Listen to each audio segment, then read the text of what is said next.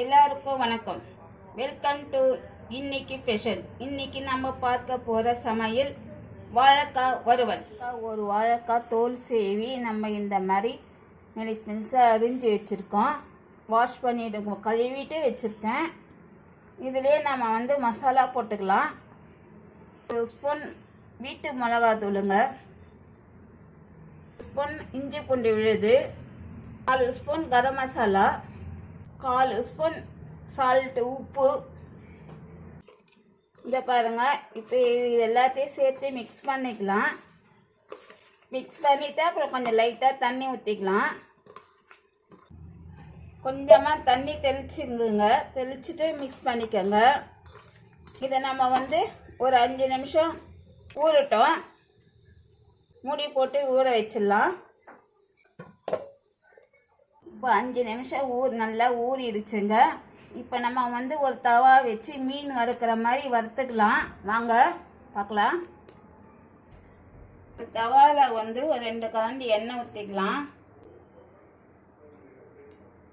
நம்ம எண்ணெய் காஞ்ச பிறகு இந்த ஒன்றா போட்டுக்கலாம்.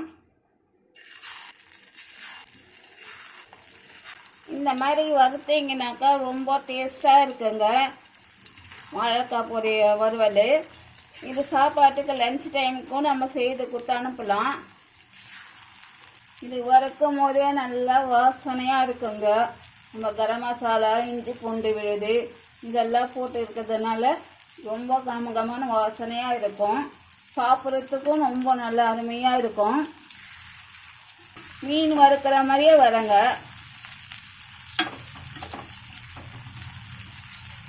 இது எல்லாத்தையும் நம்ம இப்போ திருப்பி விட்டுக்கலாம். மீடியமில் வச்சுக்கலாம். ரொம்ப ஃபாஸ்ட்டாக வைக்காதீங்க. ரொம்ப ஃபாஸ்ட்டாக வச்சிங்கன்னா இது கரிஞ்சு போயிடும், கற்பாயிடும். மீடியமாக வச்சிங்கன்னா அழகாக வந்துடும். இங்கே பாருங்கள், எல்லாமே வறந்துச்சு. நல்லா முறுமுறுன்னு ஆயிடுச்சு. இந்த டைமில் நம்ம கொஞ்சம் கருவேப்பிலை தூவிக்கலாம். கருவேப்பிலை போட்டுட்டு எல்லாத்தையும் சேர்த்து மிக்ஸ் பண்ணிக்கலாம்.